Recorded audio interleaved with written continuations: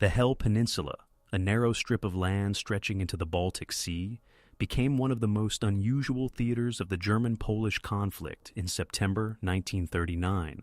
Its strategic importance was not rooted in sheer size or population, but in location. The peninsula shielded the Bay of Gdansk and formed a natural barrier that could serve either as a gateway or a trap. For Poland, it represented both a naval outpost and a symbolic link to the sea. For Germany, whose plans for rapid domination of Poland depended on controlling coastal access, Hel was an obstacle that had to be neutralized. The wider geopolitical conditions of the 1930s set the stage. After the First World War and the Treaty of Versailles, Poland regained access to the sea through the Polish Corridor, separating East Prussia from the rest of Germany. Danzig, Gdansk, was placed under League of Nations authority as a free city, though overwhelmingly German in population. Tensions between Warsaw and Berlin steadily escalated as Poland sought to secure its fragile coastline, while Germany, under Adolf Hitler, openly rejected Versailles restrictions and aimed at territorial revision. By 1939, Hel's fortified zone was one of several Polish measures to protect maritime sovereignty in a climate of growing hostility. Polish naval planning in the interwar period was modest compared to land forces, but nonetheless ambitious. The Naval High Command sought to establish defensive strongpoints along the coast, particularly at Gdynia and Hel. Construction of the Hel fortified area began in the 1930s, with artillery batteries, minefields, and supporting infrastructure. The peninsula's narrow width limited maneuverability, but simplified defense. Attackers would be channeled into predictable approaches. By the eve of war, heavy coastal artillery pieces, including 152mm guns and anti-aircraft batteries, were in place. These were supported by smaller caliber weapons, mine-laying capacity, and a network of bunkers and shelters designed to prolong resistance. On the German side, planning for Fall Weiss, the invasion of Poland, considered Hel as a secondary objective compared to the rapid seizure of Warsaw and destruction of Polish field armies. However, Naval Command in the Kriegsmarine recognized that leaving Hel uncontrolled would allow Poland to maintain a foothold for communication with Britain or France, potentially complicating the blockade of the Baltic coast. For this reason, while main German naval forces focused on operations around Gdynia and Westerplatte, plans were made for isolating and reducing Hel through combined air, land, and sea pressure. Internationally, the situation was constrained by the broader European balance. Britain and France, allied with Poland, had declared guarantees of assistance in spring 1939, but no direct naval presence was stationed in the Baltic. The Polish Navy had evacuated several modern warships to Britain on the eve of hostilities under the Peking Plan, leaving only smaller craft and coastal defense vessels to fight. This decision, though strategically sound in preserving Poland's fleet, meant that Hel would face German forces with limited naval support, relying instead on static defenses and infantry. Polish preparations were not limited to military measures. Civil authorities on the peninsula coordinated evacuation of non-essential civilians, organized supply caches, and planned for the possibility of prolonged isolation. The population, numbering several thousand, was reduced significantly by early September. Those who remained would share the fate of the garrison, cut off from the mainland once German troops advanced through Pomerania. For the defenders, this isolation was both a burden and an advantage. Morale depended on the notion of holding the last stronghold by the sea, while the narrow geography promised a clear defensive line. The balance of forces highlighted the asymmetry of the coming clash. German forces assigned to operations in the region included elements of the 207th Infantry Division, supported by Luftwaffe dive bombers and naval units including destroyers and torpedo boats. Polish forces at Hel numbered roughly 3,000 to 4,000 men, under the command of Rear Admiral Josef Unrug, who directed overall naval defense, and Colonel Władimir Steyr, responsible for the peninsula itself. The defenders were equipped with a mix of naval personnel, coastal artillery crews, and improvised infantry detachments. While discipline and training were strong, heavy weaponry and resupply were limited, with ammunition stocks carefully rationed from the outset. Public sentiment in Poland at the end of August 1939 was marked by determination but also awareness of the precarious position. The Hel Peninsula, though fortified, was seen as a symbol rather than a decisive bastion. Newspapers emphasized readiness and confidence, but internal assessments within the general staff acknowledged that prolonged resistance could only delay the inevitable in the absence of Western intervention.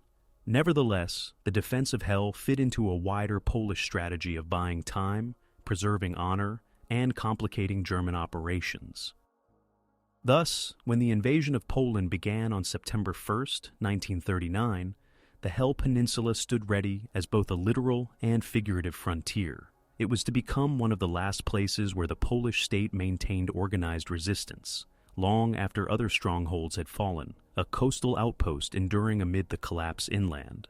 The stage was set for a siege that would test the endurance of men, fortifications, and strategy under conditions of isolation and overwhelming pressure.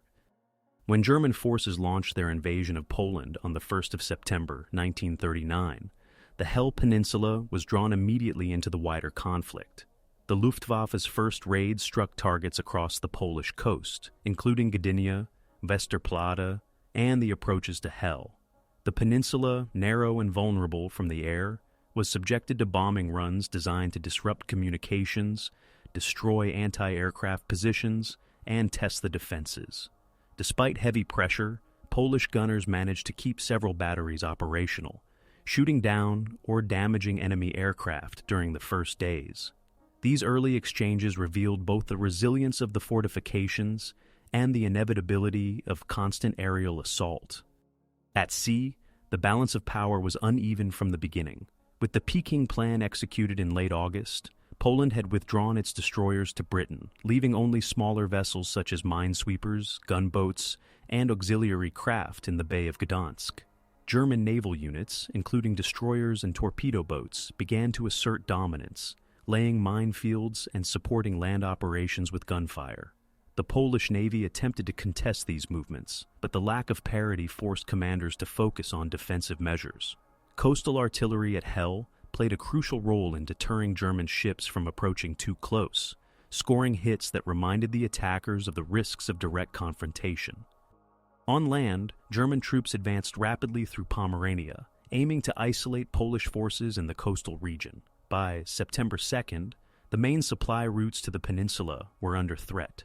Polish units in Gdynia and surrounding areas resisted strongly, but the sheer weight of German mechanized divisions forced gradual withdrawal. The Hel Peninsula soon became cut off from the mainland, turning the fortified zone into a de facto island of resistance. Colonel Włodzimierz Steyr, commanding the garrison, prepared for a siege, reorganizing forces into defensive sectors and stockpiling remaining supplies. The opening days also revealed the strategic thinking of both sides. For Germany, speed was essential. The peninsula could not be allowed to remain in Polish hands for long, as it posed a potential base for Allied intervention, however unlikely that scenario might be. The Luftwaffe intensified bombing raids, targeting not only batteries but also communication lines, observation posts, and supply depots. For Poland, the aim shifted toward delaying action. Admiral Józef Unruh emphasized holding Hel as long as possible to tie down German forces and to demonstrate Poland's continued ability to resist, even as the situation elsewhere deteriorated. Civilians who had not evacuated before the invasion now found themselves trapped. Many assisted the military by providing labor, preparing shelters, and supporting logistical tasks. Others endured the constant bombardments, living in improvised dugouts or fortified buildings. Reports noted the population adapting quickly to wartime conditions, sharing limited rations and observing strict blackout measures at night. For them, the peninsula became both prison and refuge, a narrow strip of land surrounded by hostile forces on all sides. The morale of the garrison remained high in the initial phase. Polish radio broadcasts from Hel relayed reports of resistance, maintaining contact with the outside world while it was still possible. Soldiers, many of whom were naval personnel unaccustomed to protracted land combat, adapted to their new roles. Training, discipline, and the psychological value of defending the country's last coastal outpost contributed to their determination. Still, the awareness of being cut off, combined with the steady depletion of supplies, foreshadowed the hardships to come. By the end of the first week, German forces had succeeded in encircling the Hel Peninsula. Air raids continued daily, sometimes several times a day, while naval bombardments probed the defenses from offshore. The peninsula's geography limited options for maneuver, but offered natural defensive strength. At points only a few hundred meters wide, it could be held by relatively small numbers if properly fortified. Steyr and his officers took advantage of this terrain, preparing strong points at bottlenecks and reinforcing coastal batteries to prevent landings. The opening phase of the battle established the rhythm of the coming weeks. Persistent German attempts to reduce the stronghold through bombardment and isolation, and determined Polish efforts to maintain resistance despite shrinking options. While the wider war in Poland was moving rapidly toward German victory, Hel became a symbol of continued defiance, holding out in conditions that grew more precarious with each passing day. It was here, in the narrow confines of the peninsula, that the contest between endurance and overwhelming force would play out, setting the stage for one of the most prolonged defenses of the September campaign. The strategic calculations behind the defense and assault of the Hel Peninsula reflected the broader objectives of both Poland and Germany in September 1939. For the Polish command, the peninsula was never intended to serve as the decisive battlefield of the campaign. Rather, it was conceived as one of several fortified strongholds that could prolong resistance, complicate enemy operations, and maintain some semblance of control over the Baltic approaches. The Hel fortified area had been under construction throughout the 1930s, with coastal artillery emplacements, bunkers, and minefields forming a layered defense. Although far from impregnable, it represented a modern effort to create a maritime shield for a nation with limited naval resources. Polish planners understood the limitations of their forces. The withdrawal of destroyers and larger warships to Britain under the Peking Plan was a conscious acknowledgement that they could not withstand the Kriegsmarine in open battle. The garrison left behind was therefore tasked with a fundamentally defensive mission: to deny German naval and ground forces uncontested use of the Bay of Gdansk for as long as possible. The artillery batteries at Hel, particularly the 152mm Bofors guns, were central to this plan.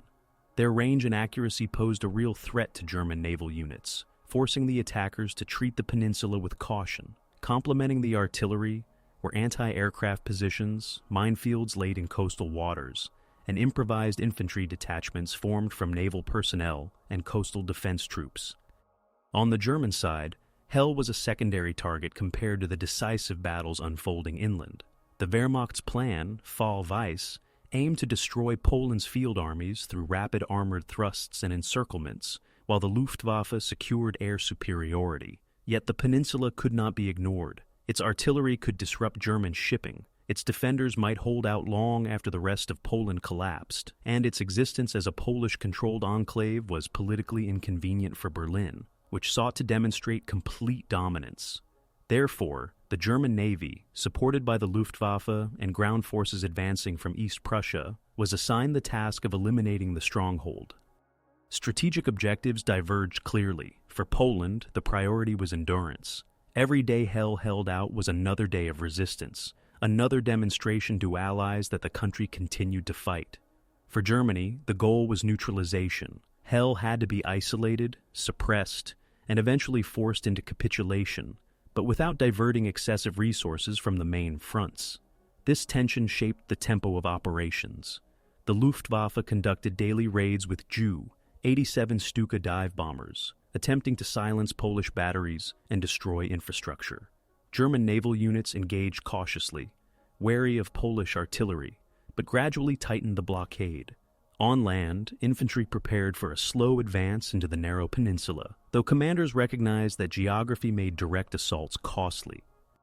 Logistics played a decisive role in shaping strategy. The Polish garrison faced dwindling supplies from the outset. Ammunition stocks were finite, fuel reserves were limited, and resupply was impossible once the mainland fell into German hands. Food had been stockpiled before the invasion, but rationing quickly became necessary. Water supply was another concern, as wells and storage facilities were vulnerable to bombing. Improvisation became essential. workshops repaired damaged weapons, salvaged material from destroyed buildings, and adapted civilian equipment for military use. German forces, by contrast, enjoyed superior logistical capacity, though the narrow terrain made the deployment of heavy equipment difficult. Maintaining the siege required careful coordination of air, sea, and land elements, with naval vessels supplying artillery support and aircraft enforcing constant pressure. Propaganda influenced strategic planning on both sides. Polish broadcasts emphasized the heroic stand at Hel, framing the defense as proof of national determination. Although cut off, the garrison's continued resistance was reported abroad, bolstering perceptions that Poland remained defiant. For the Germans, the prolonged holdout was inconvenient, undermining the narrative of swift and total victory. As weeks passed, German communiques minimized references to Hel, or portrayed it as an insignificant pocket of resistance, destined to collapse soon. Yet internal reports from naval and Luftwaffe commanders acknowledged the difficulties. Polish artillery had damaged German vessels, inflicted casualties, and forced costly bombing campaigns. Civilian factors shaped strategy as well. Those who remained on the peninsula were both a liability and a resource. They required protection, food, and shelter, but also provided labor, intelligence, and moral support. Polish authorities integrated civilians into the defense effort where possible, assigning them to logistical tasks, construction, and communication. German planners, aware of the civilian presence, used psychological pressure through leaflet drops and broadcasts, urging surrender and warning of inevitable defeat. These efforts had little immediate effect, but they illustrated the multi-layered nature of the siege, where psychological endurance mattered as much as physical fortification. Strategic miscalculations emerged on both sides. The Germans underestimated the ability of Hel's artillery to contest naval operations, leading to early setbacks when ships ventured too close. Polish defenders, for their part, overestimated the likelihood of significant Allied intervention. Hopes that Britain or France might open a naval front in the Baltic sustained morale initially. But as September advanced without such action, the realization of isolation became unavoidable. This gap between expectation and reality influenced decision-making, as commanders weighed the merits of prolonging resistance against the certainty of eventual surrender. Ultimately, the strategic phase of the battle framed the peninsula as a contest of time. Poland sought to extend resistance, signaling endurance and preserving a fragment of sovereignty. Germany sought to accelerate collapse, eliminating the last organized stronghold on the coast. Neither side expected decisive breakthroughs in the first days, but both recognized the symbolic and operational significance of the peninsula. The next stages would see strategies tested under the pressure of constant bombardment, attrition, and the grinding reality of siege warfare, where endurance and adaptation determined survival. The first engagements around the Hel Peninsula unfolded with intensity as both sides tested the strength of the defenses and probed for weaknesses.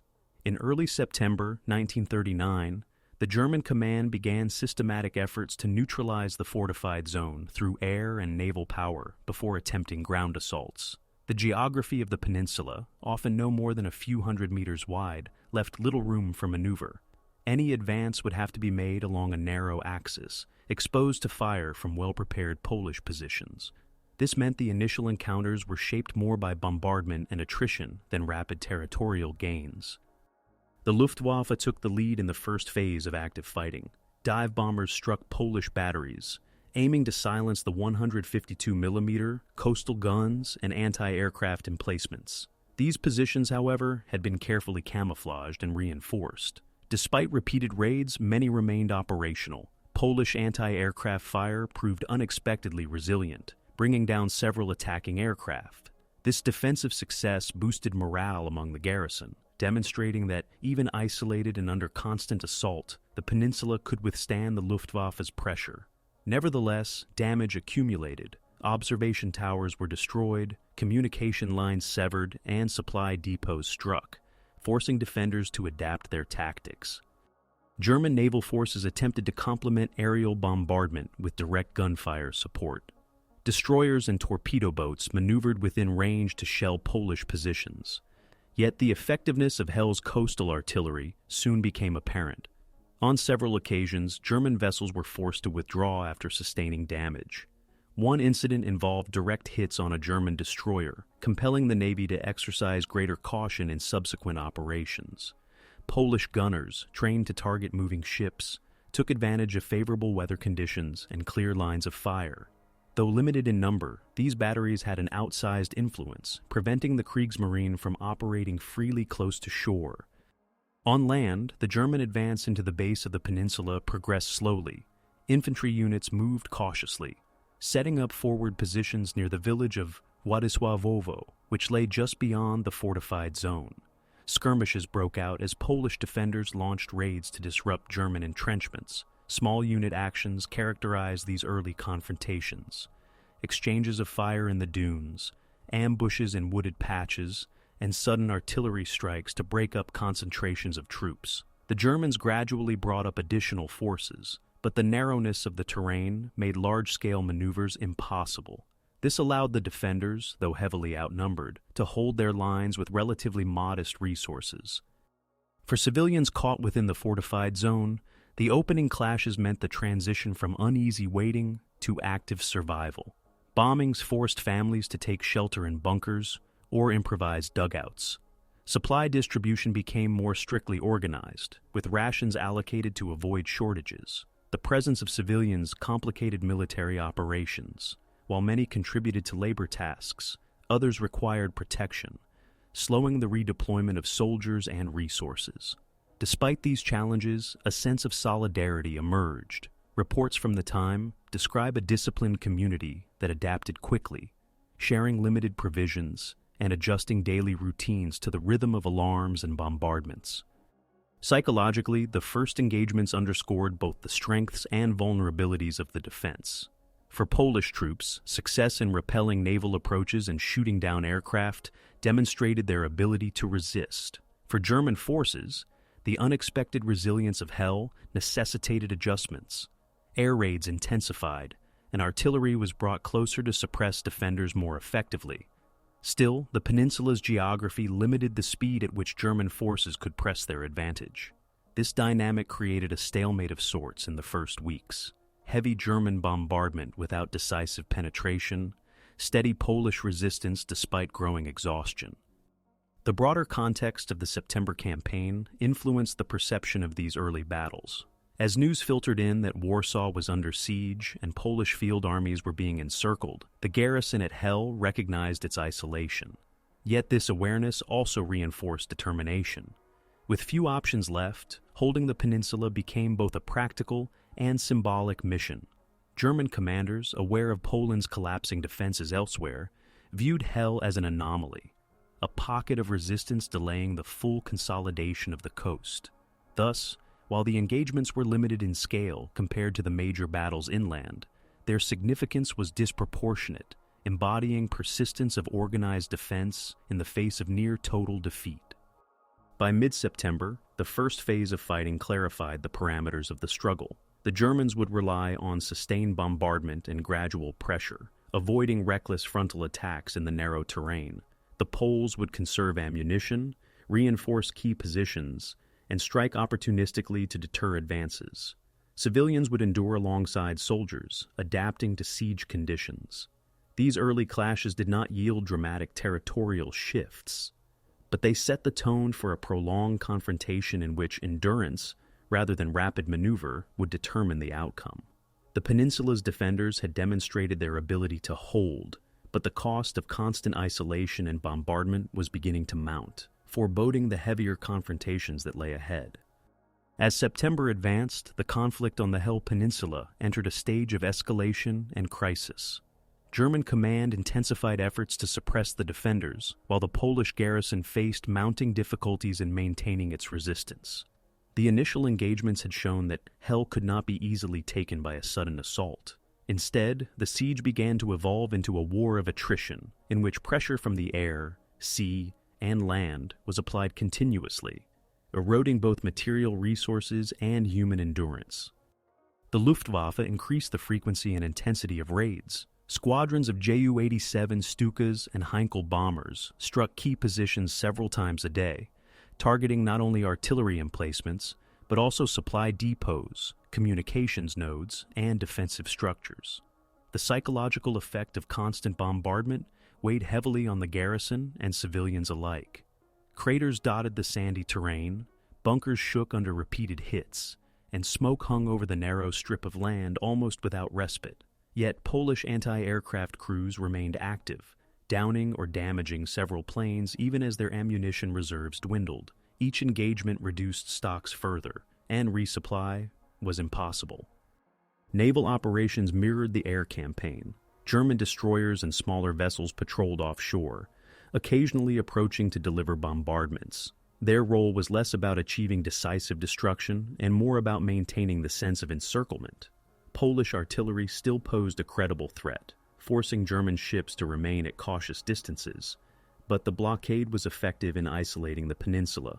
Mines placed earlier by Polish forces complicated German naval movements, though Luftwaffe reconnaissance gradually mapped and neutralized many of them.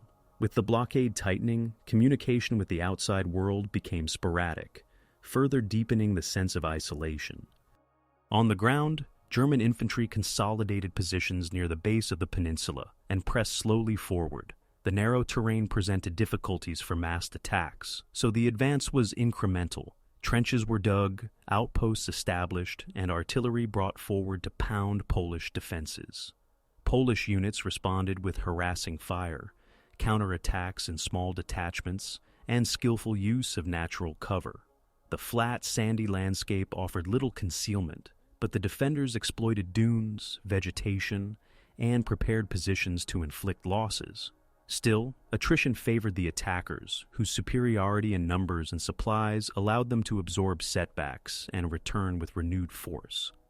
For the garrison, the crisis lay not only in enemy pressure, but in diminishing resources.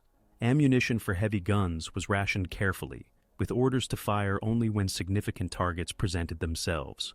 Food stocks were managed strictly, and water shortages became increasingly serious as wells were damaged or contaminated by bombardment. Medical facilities operated under strain, treating both military and civilian casualties in improvised conditions. Supplies of bandages, medicines, and surgical equipment ran low, compelling doctors and medics to improvise treatments with what remained at hand.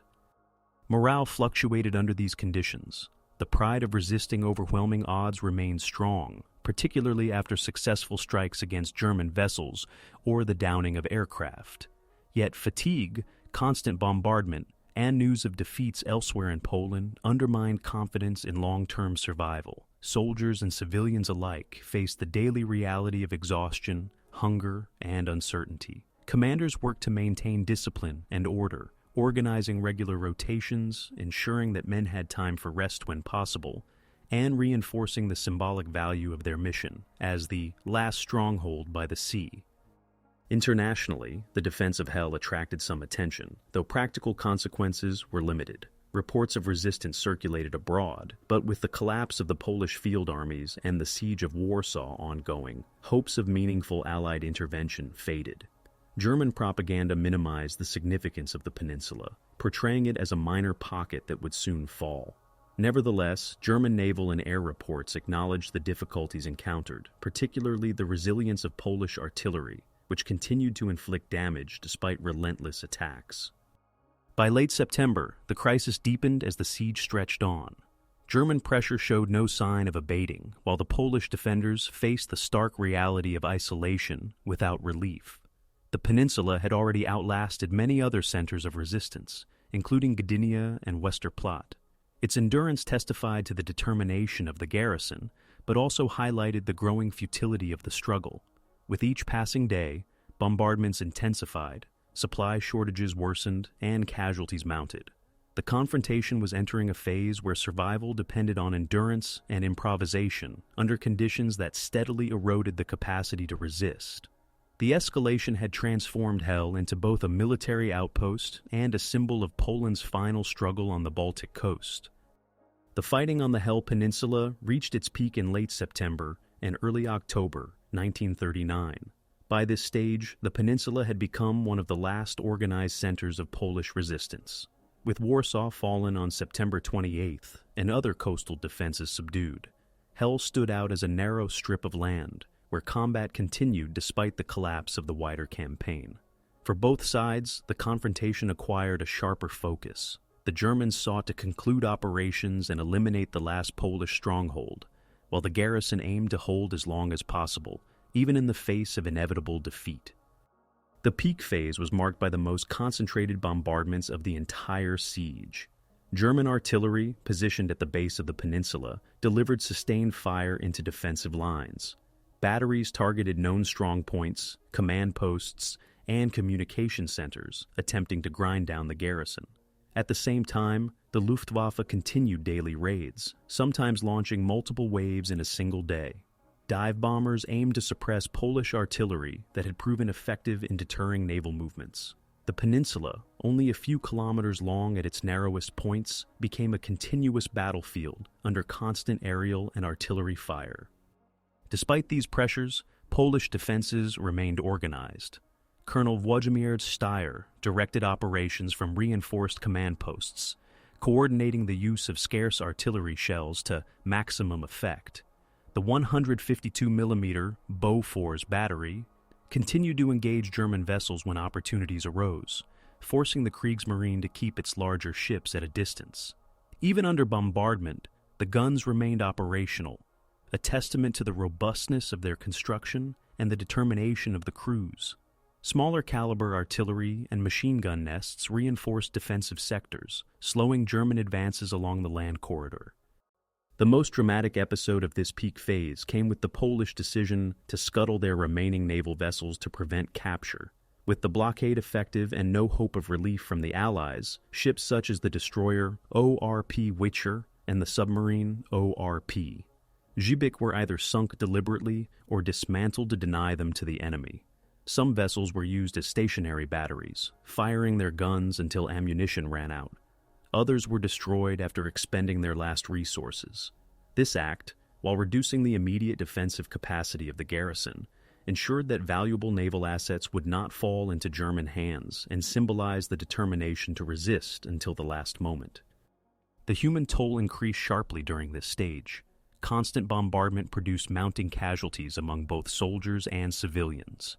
Medical facilities, already strained, became overwhelmed. Wounded personnel often had to be treated in improvised shelters with limited supplies and under the threat of renewed attacks. Civilians, huddled in bunkers and dugouts, endured deprivation and fear. Daily life revolved around survival, securing water, sharing rations, and seeking shelter during air raids. The psychological pressure of continuous bombardment weighed heavily. Yet reports indicate that morale, while fluctuating, did not collapse entirely. The garrison retained cohesion, and commanders emphasized discipline as the key to prolonging resistance. For the Germans, the prolonged defense of Hel presented challenges. Resources had to be committed to maintain the siege, tying down naval and air units that might otherwise have been deployed elsewhere. The resilience of Polish artillery delayed operations and inflicted damage that German commanders had not anticipated. Nevertheless, the overwhelming superiority of German forces in men, material, and logistics gradually shifted the balance further. The peninsula's isolation, combined with relentless attrition, meant that the defenders were fighting on borrowed time. By the end of September, the situation had become critical. Ammunition stocks were severely depleted, and food shortages grew more acute. The once formidable coastal batteries were reduced to a handful of shells each. Medical supplies were nearly exhausted. Yet even in these conditions, the garrison continued to resist, inflicting losses and demonstrating that the fight had not yet ended. The Hel Peninsula, battered and besieged, embodied the final concentrated struggle of Poland's September campaign, a narrow frontier where the conflict reached its most intense and desperate phase. The peak of the campaign did not bring decisive breakthroughs, but rather underscored the paradox of Hel, small in scale compared to the great battles elsewhere, yet disproportionately significant as a symbol of resistance. The defenders, surrounded and under unrelenting fire, endured against odds that could not be overcome, setting the stage for the final decisions that would determine the peninsula's fate. As the siege of the Hel Peninsula entered October 1939, the defenders shifted increasingly toward strategies of resistance and adaptation. The prolonged bombardments and encirclement had drained their strength, yet outright collapse did not occur. Instead, the garrison and civilian population alike adjusted to the realities of isolation, improvising solutions to shortages and devising new methods of survival under constant enemy pressure.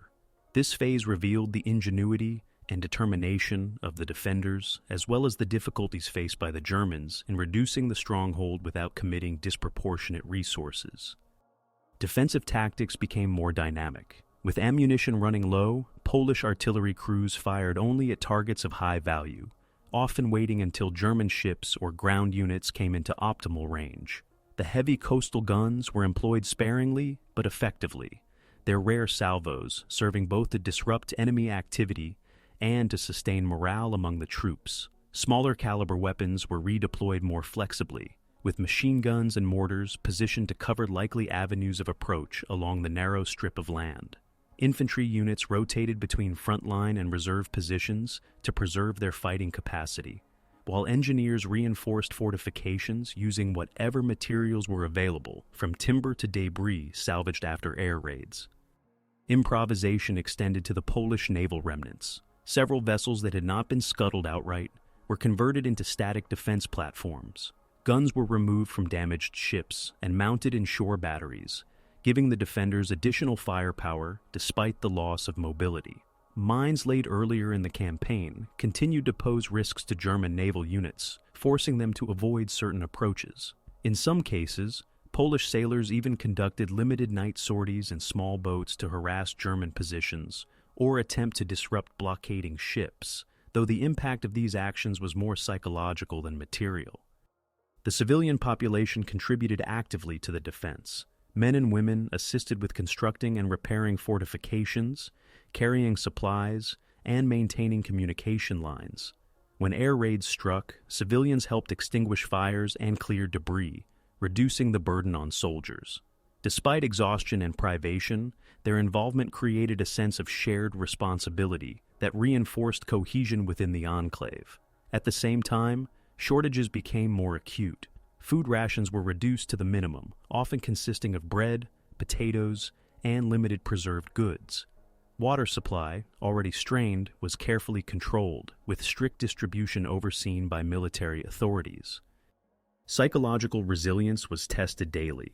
Continuous bombardment, sleepless nights, and the awareness of defeat elsewhere in Poland created deep strains. Yet the defenders found meaning in their continued resistance.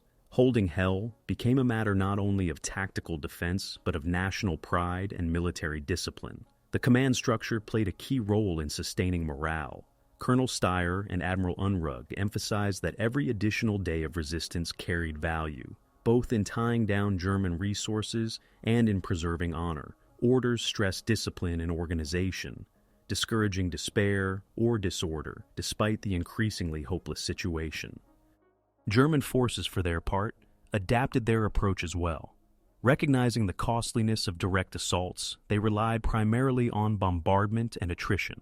Infantry advanced cautiously, consolidating ground in small increments rather than rushing into fortified zones. Luftwaffe raids intensified further, employing precision attacks on command centers and artillery sites. Yet, despite these efforts, complete suppression proved elusive. Each time German observers reported Polish batteries silenced, the guns reappeared hours or days later, repaired or manned by fresh crews. This resilience frustrated German commanders who had expected a quicker collapse.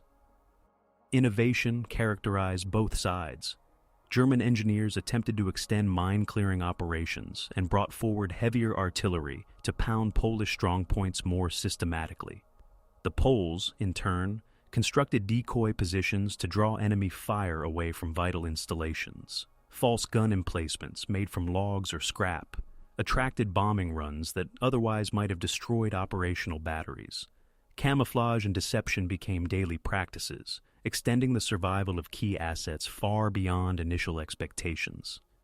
By early October, the situation had become unsustainable for the Polish defenders, yet their ability to adapt had prolonged the siege well beyond German predictions. Resistance was no longer about holding territory in the conventional sense, but but about maximizing delay, extracting every possible day of survival from diminishing resources.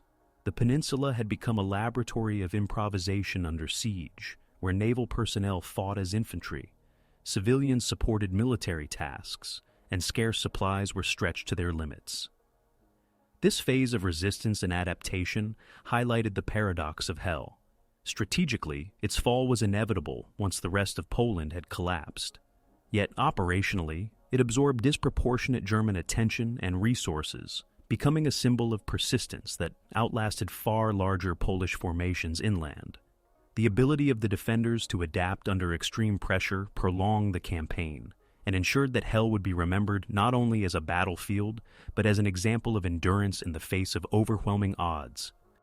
The turning point in the defense of the Hel Peninsula arrived in the first days of October 1939. By this stage, the garrison had resisted for more than a month, outlasting most other Polish positions. Yet endurance had reached its limits. Ammunition stocks were nearly depleted, food supplies reduced to subsistence levels, and medical facilities on the verge of collapse. The defenders, though disciplined and resolute, faced the reality that no relief would come. With Warsaw fallen and organized resistance elsewhere extinguished, the peninsula stood isolated as the last fragment of Poland still under arms. German command recognized both the symbolic and practical importance of concluding the siege. The continued existence of a Polish stronghold complicated the image of total victory, and the persistence of Polish artillery remained a nuisance to naval operations. In response, the Luftwaffe and artillery units intensified bombardments, concentrating fire on the remaining heavy guns and command posts. The peninsula, already scarred by weeks of attack, was subjected to the heaviest and most continuous bombardments yet, reducing large sections of fortifications to rubble. Even so, some batteries remained operational, firing their last shells with precision before falling silent for lack of ammunition. For the Polish command, the turning point was marked by recognition that further resistance could achieve little beyond unnecessary casualties. Colonel Włodzimierz Steyr and Admiral Józef Unrug evaluated the situation with their staff. Heavy artillery pieces were nearly silent. Small arms ammunition was critically low, and supplies of food and medical resources were exhausted. The troops remained organized, but the ability to repel another sustained assault was doubtful. Civilians, too, were at the end of endurance, with shelters overcrowded, water scarce, and disease beginning to spread under siege conditions. A decisive moment came when German forces achieved a breakthrough at the base of the peninsula, advancing deeper into the narrow strip and threatening to split the Polish defenses. Though progress was slow, the steady tightening of German control indicated that the end was near. Polish countermeasures, including local counterattacks and artillery fire, delayed the advance but could not reverse it. Each kilometer gained by the Germans reduced the maneuvering space of the defenders, compressing them into an ever smaller enclave. The symbolic weight of the defense influenced deliberations. Many officers and men wished to continue fighting to the very last, viewing Hel as the final bastion of national resistance. Others argued that prolonging combat without ammunition or supplies would mean senseless loss of life. Commanders balanced these considerations against their duty to preserve their forces where possible. Admiral Unrug, who retained overall command of the Polish Navy, played a central role in the decision-making process. His assessment, shared by Steyr, was that further resistance would no longer affect the course of the war. German attempts to induce surrender also intensified. Leaflets dropped over Polish positions urged capitulation, citing the collapse of Warsaw and the hopelessness of the situation. Loudspeakers broadcast appeals, while prisoners taken in earlier skirmishes were used to relay messages. Though such efforts had little effect during the height of resistance, they gained traction as the garrison's condition worsened. The awareness that the rest of the country was already under occupation reinforced the perception that Hel's endurance, however remarkable, could not alter the outcome. The turning point thus consisted not of a single battle or sudden collapse, but of the cumulative effect of attrition, isolation, and strategic calculation. The defenders had demonstrated their ability to resist, inflicted losses, and prolong the campaign. Yet the costs of continued fighting now outweighed the benefits. Ammunition shortages meant that artillery fire could no longer deter German naval units effectively. Infantry positions, once reinforced and supplied, now relied on dwindling reserves. Civilians endured worsening conditions with no prospect of relief. By the second week of October, discussions within the Polish command turned openly toward the possibility of surrender. Orders were issued to prepare positions for possible evacuation or destruction of remaining equipment. Ships and weapons were scuttled systematically to prevent their capture. The final decisions, however, would not be taken lightly. The commanders remained committed to holding out as long as resistance retained practical value. When it became clear that the garrison could not repel another concentrated German assault, the choice was framed not as abandonment, but as the final act of a defense that had already surpassed expectations. The turning point of the Hel Peninsula siege thus lay in the recognition that endurance had achieved its maximum effect. The peninsula had tied down German forces for over a month, inflicted notable damage, and symbolized resistance in the face of overwhelming odds. Yet strategic isolation and material exhaustion rendered further struggle impossible. From this moment, the defense entered its final phase, where decisions about withdrawal, surrender, and the fate of the garrison would determine how the last Polish stronghold by the sea would close its chapter in the September campaign. By mid-October 1939, the battle for the Hel Peninsula entered its final stage. The once formidable defenses were reduced to scattered strongpoints, their firepower almost exhausted. Weeks of continuous bombardment had cratered the terrain, leveled fortifications, and stripped the garrison of nearly all heavy ammunition. The decision that had hung over the Polish command for days, whether to continue resistance or lay down arms, could no longer be postponed. The peninsula's defenders had endured beyond expectation, but their isolation made further fighting unsustainable. German forces pressed forward methodically. Infantry patrols probed the outer defenses, while artillery pounded remaining batteries. The Luftwaffe conducted precision raids against command centers and communication lines. Each day saw Polish positions compressed into a smaller enclave. Trenches and bunkers that once marked the front line became rear positions within days, as German troops advanced along the narrow land corridor. By the second week of October, the garrison was confined to a few kilometers at the tip of the peninsula, with their supply depots destroyed and their remaining ships scuttled. The Polish command structure remained intact despite the devastation. Admiral Józef Unrug, overseeing naval operations, and Colonel Włodzimierz Steyr, in charge of the land defense, coordinated the final phase. They faced stark realities. The last shells for the 152mm Bofors coastal guns had been fired. Smaller artillery pieces had only a handful of rounds left, and infantry units carried fewer than 20 cartridges per man. Medical facilities were overwhelmed by wounded soldiers and civilians, many of whom could no longer be treated effectively due to lack of supplies. Starvation loomed as rations dwindled to minimal portions, and water shortages reached critical levels after wells were destroyed or contaminated.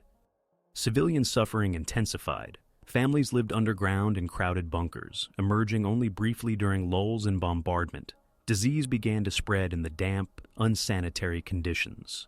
With food nearly gone, many subsisted on thin soups or whatever could be foraged. The once tight organization of distribution gave way to desperate improvisation.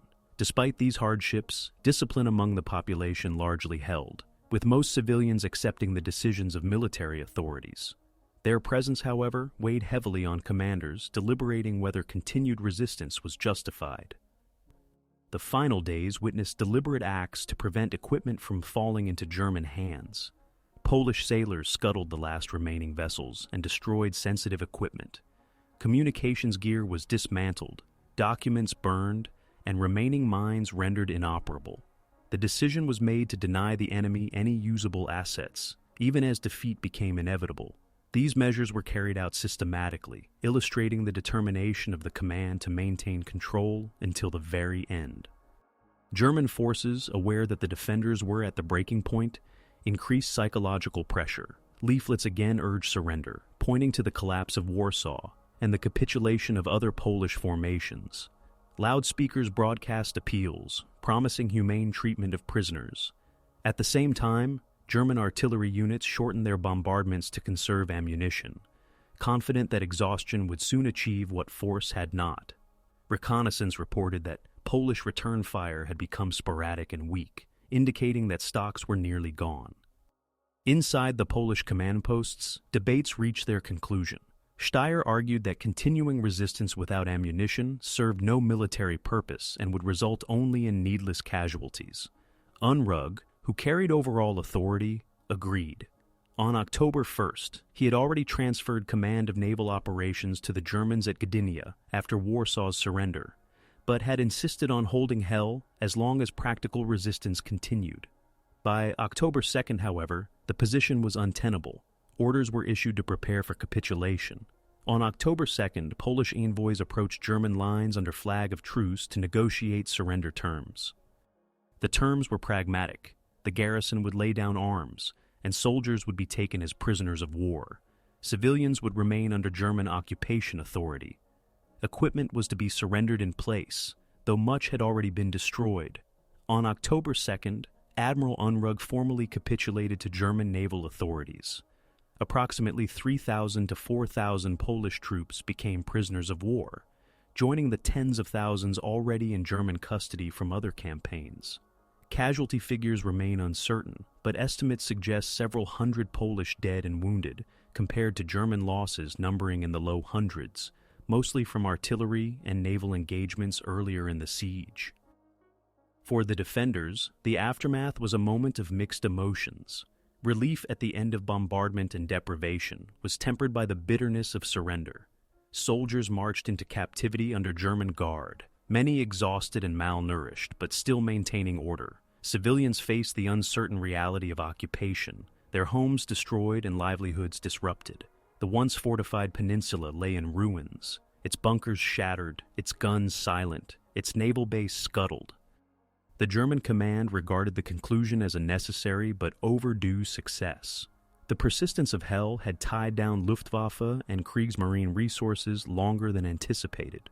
Nevertheless, its capitulation cleared the Bay of Gdansk of organized resistance and secured the coastline for German control. With Poland fully occupied, attention shifted to preparing defenses against possible Allied action and planning for future campaigns in the West. For Poland, the surrender of Hel marked the symbolic end of the September campaign. Though isolated pockets of resistance remained elsewhere, the peninsula had been the last major organized position to fall. Its endurance into October, weeks after the fall of Warsaw, gave it a special place in the chronology of the conflict. The immediate aftermath left the defenders as prisoners and the population under occupation, but the memory of their resistance would persist as part of the narrative of Poland's struggle in 1939. Thus, the withdrawal from Hel was less a sudden collapse than a managed conclusion. Commanders, soldiers, and civilians alike had endured weeks of relentless bombardment, shortages, and encirclement. When capitulation came, it was carried out in an orderly manner, closing the chapter on one of the longest and most determined defenses of the September campaign. The peninsula, narrow and isolated, had withstood overwhelming force until further resistance became impossible, leaving behind a legacy that would resonate in the broader history of the war. The legacy of the Battle of Hel Peninsula extended far beyond the narrow strip of land where it was fought. Though militarily, it could not alter the outcome of the September campaign. Its endurance until early October 1939 ensured that it became a distinct chapter in the narrative of Poland's struggle. The peninsula was the last major organized stronghold to surrender, outlasting Warsaw and many other fortified positions. This fact alone elevated its significance, marking it as both a symbol of persistence and a demonstration of the limits of isolated resistance in modern warfare. In strategic terms, the defense of Hel highlighted the challenges of coastal warfare in the 20th century. The fortifications, though well constructed and resilient, were vulnerable to sustained aerial bombardment and blockade. The Polish decision to rely on static defenses reflected the realities of their limited naval capacity, but it also exposed the limitations of such an approach against a superior adversary. German operations, combining naval, air, and ground assets, revealed the effectiveness of coordinated siege tactics. though the length of the defense underscored that even a vastly outmatched garrison could impose delays and complications on an aggressor. Politically, the battle carried weight in both German and Polish narratives. For Germany, the eventual capitulation reinforced the image of total victory, securing the Baltic coastline and eliminating the last organized resistance. Yet the prolonged defense was an inconvenience, undermining the portrayal of a swift and effortless campaign. For Poland, Hel became a point of pride, a demonstration that the country continued to resist even after its capital had fallen. Reports of the defense circulated abroad, contributing to the perception of Poland as a nation unwilling to capitulate easily, a perception that influenced Allied attitudes during the early months of the wider war. The human dimension of the battle also shaped its legacy. The defenders, numbering roughly 3,000 to 4,000, were taken prisoner and entered the German POW system, where their fate would vary depending on rank background and subsequent wartime developments. Civilians who had remained on the peninsula now lived under occupation, their homes damaged or destroyed, their community reshaped by the presence of German forces. For many, the experience of the siege, bombardment, deprivation, and eventual surrender left lasting scars. Yet it also fostered a collective memory of shared endurance, a narrative that persisted in local and national histories. In military historiography, the defense of Hel has been analyzed as a case study in resilience under siege. Comparisons are often drawn with other coastal battles of the war, such as the defense of Sevastopol or the sieges of Channel ports in 1940. While smaller in scale, Hel shared characteristics with these later struggles. A fortified enclave isolated from the main theater, reliant on static defenses, and subjected to combined arms assault. Its endurance of over a month, despite overwhelming odds, was remarkable in context and demonstrated the effectiveness of preparation, discipline, and morale. The legacy also extended into the post-war period. In communist Poland, the defense of Hel was commemorated as part of the broader narrative of resistance to fascist aggression. Monuments were erected, and military histories highlighted the determination of the garrison. In local memory, the peninsula became both a site of tragedy and a symbol of defiance, its bunkers and fortifications preserved as reminders of the battle. After 1989, interpretations shifted toward a more nuanced analysis, emphasizing the complexity of strategic choices, the isolation of the defenders, and the limitations of fortification-based strategies in modern war. Internationally, the battle has often been overshadowed by larger events of 1939, particularly the fall of Warsaw and the joint German-Soviet partition of Poland. Yet within specialized military studies, Hel remains significant as the final organized resistance of the September campaign. Its endurance illustrated the determination of Polish forces and the complications faced by the German military even in seemingly secondary operations. The peninsula's surrender on October 2nd provided a clear endpoint to the campaign in the north, symbolizing both the resilience and the inevitable collapse of Poland's defensive effort. Today, the Hel Peninsula is remembered not only for its wartime history, but also as a place where lessons of resilience, adaptation, and the human cost of war are preserved. The remnants of bunkers, artillery emplacements, and scuttled ships serve as tangible reminders of the struggle. Commemorations and historical research continue to explore the significance of the battle, ensuring that the story of Hel remains part of the wider understanding of 1939. Its legacy lies in the balance between military futility and symbolic endurance, a last stronghold by the sea, where defenders held out beyond expectation, leaving a lasting mark on the historical memory of the Second World War.